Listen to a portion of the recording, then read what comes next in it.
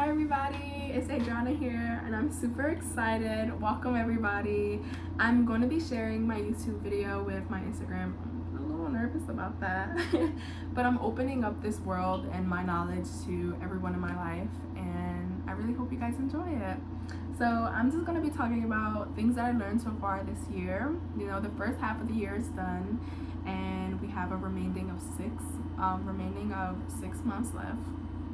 So much has happened in just the first 6 months of the year. Like, I don't even resonate with the girl I once was in January. So it's super exciting. I'm really excited to see what the remaining of the year has in store for me. But I have 7 things that I learned. I was journaling about it, so I have some notes here. But yeah, let's just get into it. I want to start it off with a quote by Martin Luther King, and it's it's if you can't fly, run. If you can't run, walk. If you can't walk, crawl. But just continue to keep going. Something along the lines of that. And this is really important to the first thing that I learned, and that is small steps. We as humans, we have these big goals, and sometimes they can just be so intimidating because it's like, how am I going to achieve that? Like, how is that actually possible? And it's a little mix of faith and taking aligned action. But with the aligned action, you break that into small steps and small goals that you can achieve just throughout your day. And the example that's coming in my mind, and in previous videos, I tried to record this video like 100 times already, and my phone kept saying your storage is full. I'm deleting apps, I'm deleting pictures just so I can record. So I really hope you guys enjoy the video. But like, as an example, if you want to start meditating and you have this goal to meditate for an hour a day, you don't just kind of just jump into it. You can if you want to. I'm not stopping you, but it would make more sense to slowly build your way up to that, you know, just as if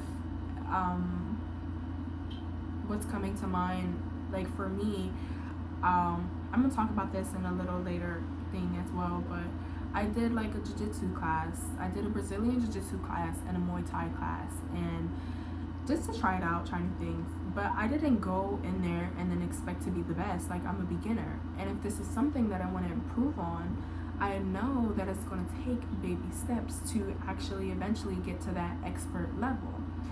So that's the thing that I learned. And a lot of people just have these goals and they just kind of hope one day that they'll find the motivation, they'll find the things to do, but you have the power, and it's in your hands to break that goal into smaller steps. And that's what I did with my fitness, like my fitness goal, and we'll talk more about fitness in a little bit.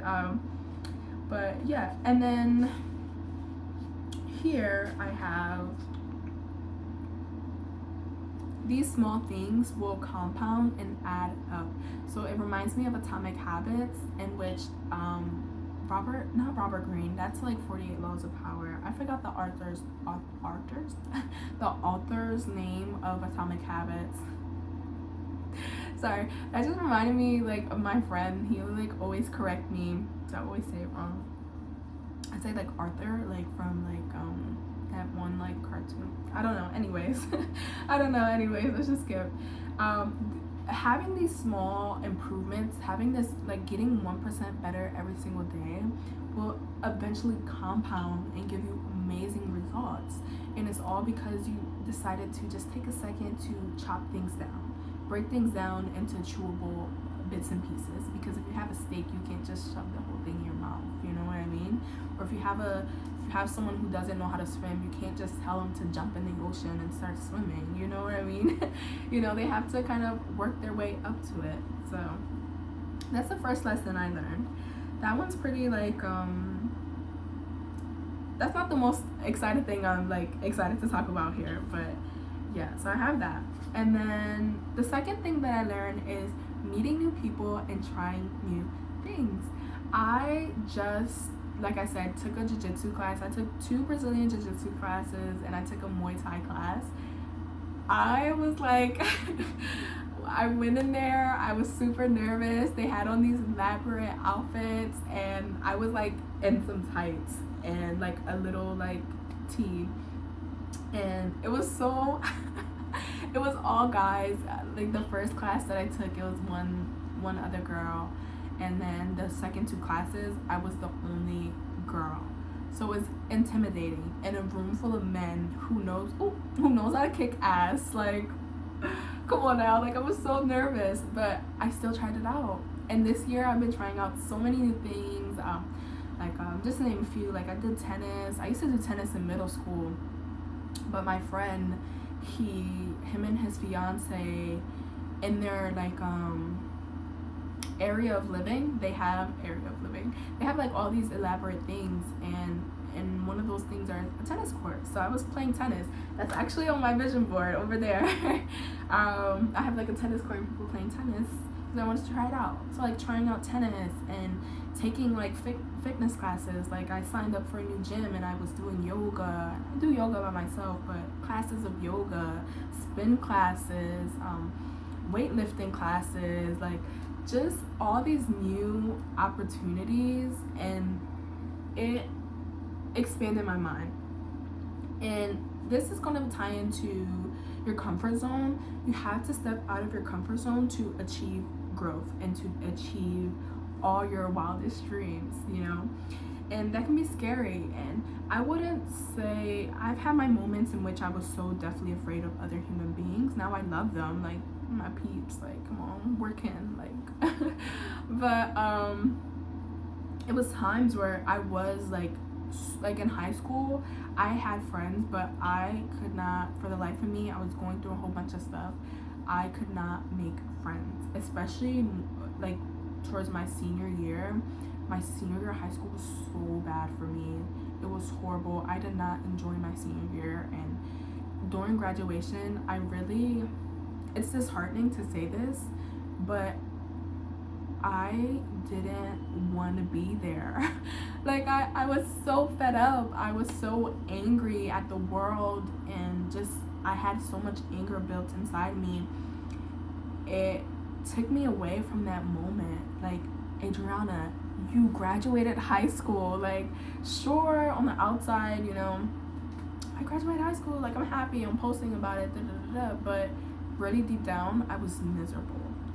And I was not able to actually talk to other people. I wasn't actually able to connect with the people that were in my school because I was disconnected. I was going through things.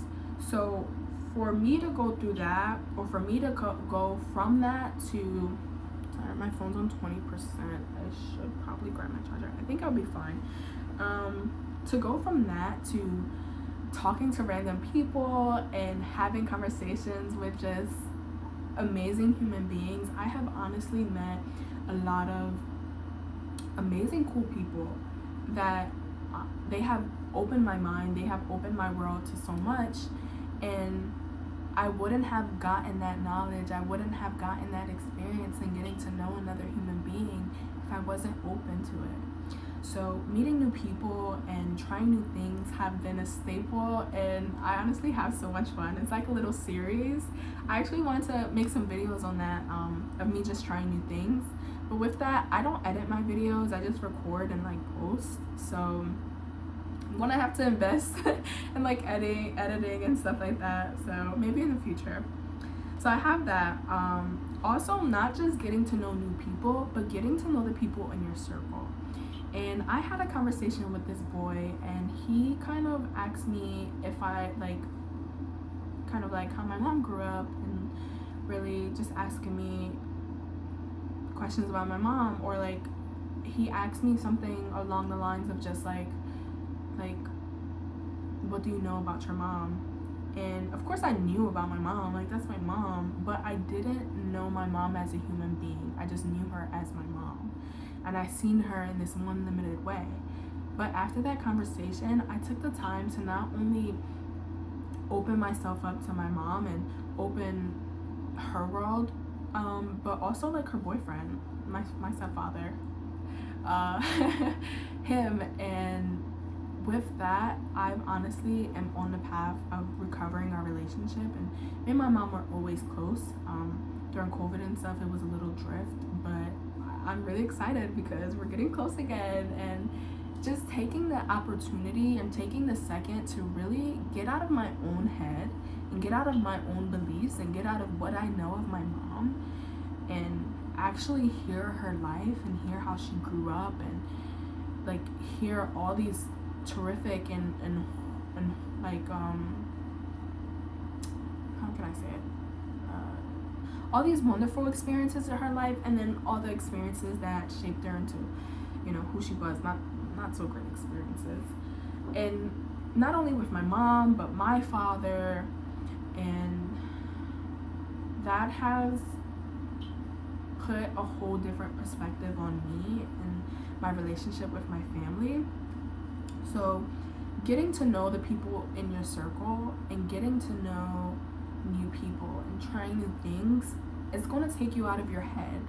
And I know with growing and wanting to do the best that you can, and you know, you gotta lock in, you gotta grind, you gotta do this and this, like you're in your head a lot of the times, and regardless of if it's a negative or a positive place, regardless, it can be damaging to always be in your head and always think about yourself. You're not the only person, like I hate to break it to you, you're not the only person living your life. I'm living my life, my family is living their lives. There's whole, like what, 8 billion people on this planet. And once you just like realize that you're not the only person here, it opens up a new world and it opens up new knowledge. So that's something, that's the second one that I have, the second lesson that I learned. And the third thing, I'm really excited about this one, investing in myself and my health. So with this, I get a little vulnerable. I lost 35 pounds so far, just by like doing little things, little steps, being more intentional with moving my body and being more intentional with what I eat, And with losing 35 pounds, what this has taught me is like people will treat you so differently, like dead ass. It's crazy to even think about. Like I'm still pretty big, but like when I was bigger, people like, I was going through a lot as well, so there's different things that played into it, but people were kind of like mean. Like people were like kind of mean to me and like pushed me off and like didn't really care what I had to say. But now that I'm in an era in which I have released that shield, because also I think I built up to that level and I had all this extra pounds on my body because I was hiding myself from the world. I didn't want to be vulnerable. I didn't want people to actually see me as who I was. Like I was scared of that. And I broke that down a little more, which I'll continue talking about, but people treat me so differently and I actually like it. Like people are way nicer to me and like I don't mind it, to be honest. I know that a lot of people talk about this and their experiences and it's like disheartening for them because it's like, well, I was worthy back then and I'm worthy now, you know, why didn't you treat me like it? But I don't really have a problem with it, to be honest. Like people were cool, but they weren't like as nice to me as they are now. And once you really take the time to not only like lose weight, but like when you take the time to focus on yourself and to grow, and once you heal your mind, once you I have it written down here. My notes are my notes are a little more organized, so let me read from here. People will want to be around you. When you take the time to take care of your body and your mind, people gravitate towards that. You just release this energy, and in turn, people are like they're like what's this? Like what's this new like vibe that you're giving, you know? And it shows the outside world that you love yourself, right? And that you won't take crap from yourself. So when you're in the gym, when you're working on yourself, you're building discipline and you're not letting your mind get to you. And what that shows other people is that you have dedication, you have discipline, and you don't take shit from yourself. So why would you take shit from other people? You know what I mean? So that's one thing that I learned with investing in myself. And then like moving my body has become a form of therapy, and it has cleared my mind. And I always take my walks. I'm always my friends know, like my friend Tamara, my best friend, I'm always like let's go smoke and like take a walk because that's all I do. And then my mom and like my niece the other day, I was about to leave and she was like, let me guess where you're going, the park or the gym? And I'm like, the park.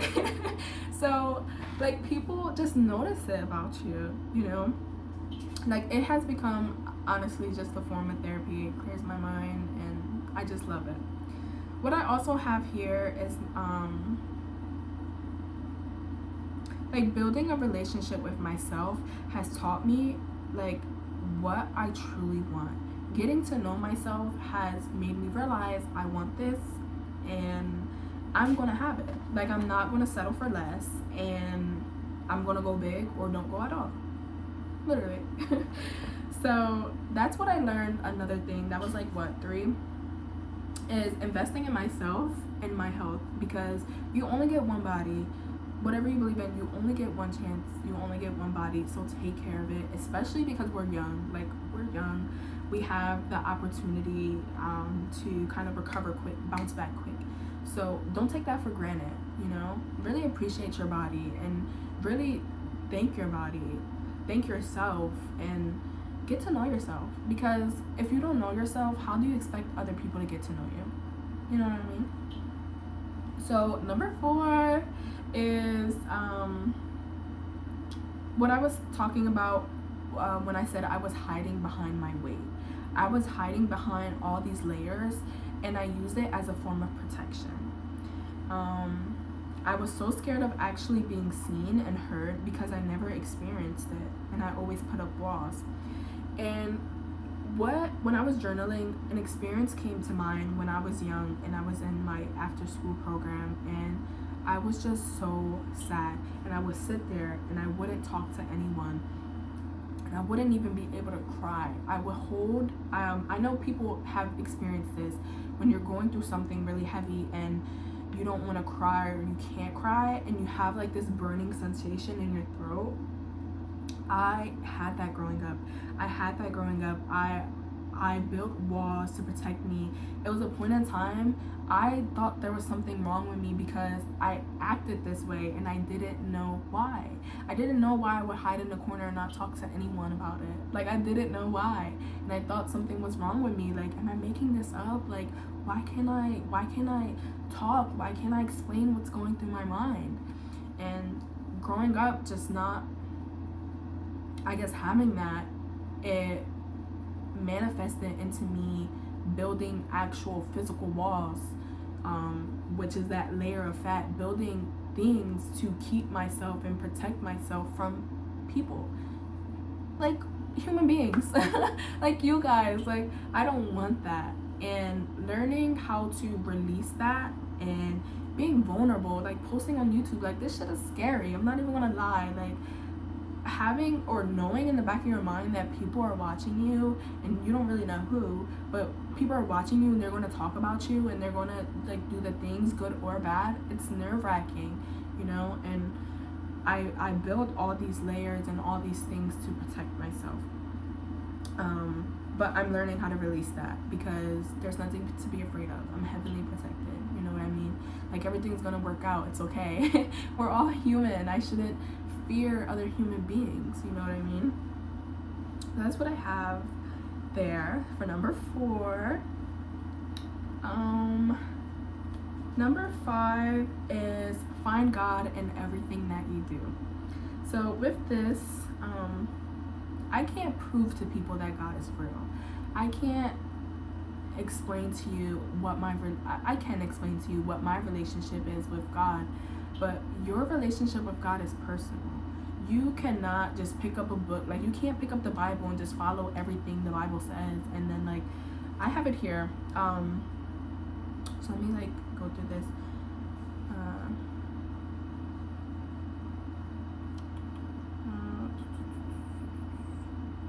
So I have, it's not like, a relationship with God is personal.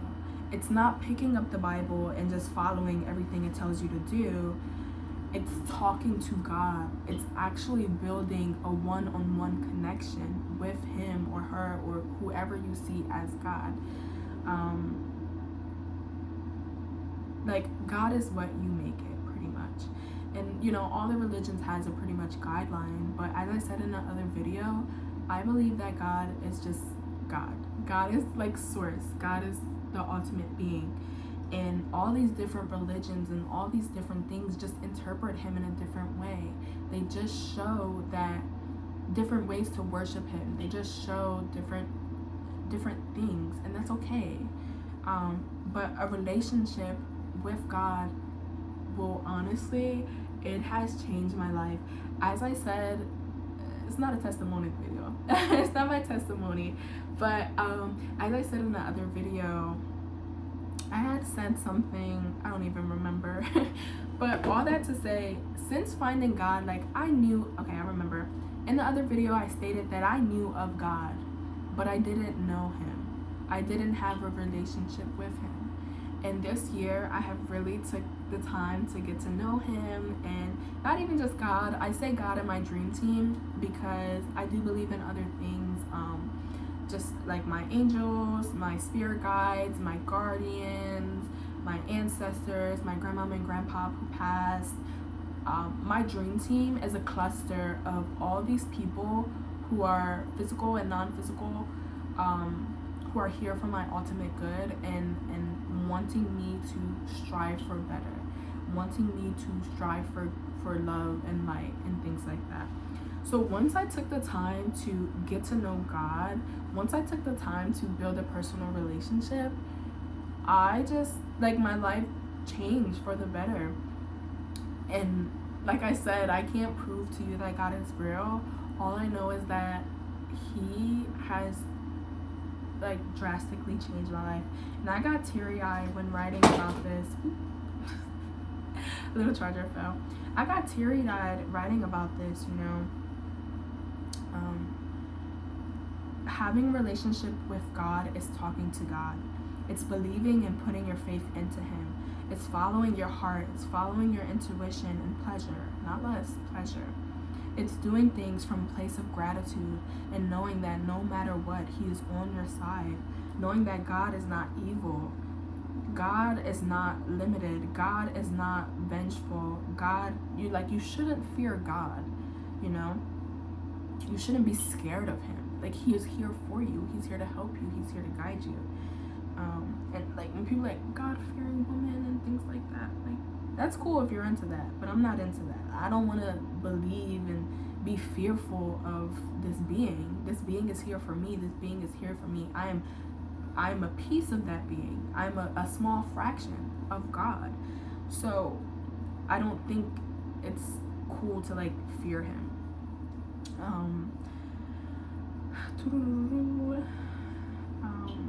I have just become better. Like, I have become better. I have become more alive and more present, and having this relationship with God has caused me to be open, and a lot of people can see it. Like, my family and my friends, they tell me all the time, like, Adriana, you're changing, da da da da. Like, yeah. And it's because God got my back, literally. So that's number 5. Of, like, things I learned. Having a relationship with God and making it personal. You know, my relationship with God is going to be different from yours, and that's totally okay. You can go to church, you can follow a religion, you don't have to follow a religion. I feel like the only thing that's, like, is, like, not having a relationship with God in any way, shape, or form. I feel like that was me at one point, and it really hindered me because I didn't have anything to kind of push me forward. I didn't have anything to, like, be like, there's a bigger plan, pretty much. So having and growing a relationship with God is something that I highly suggest everyone looks into.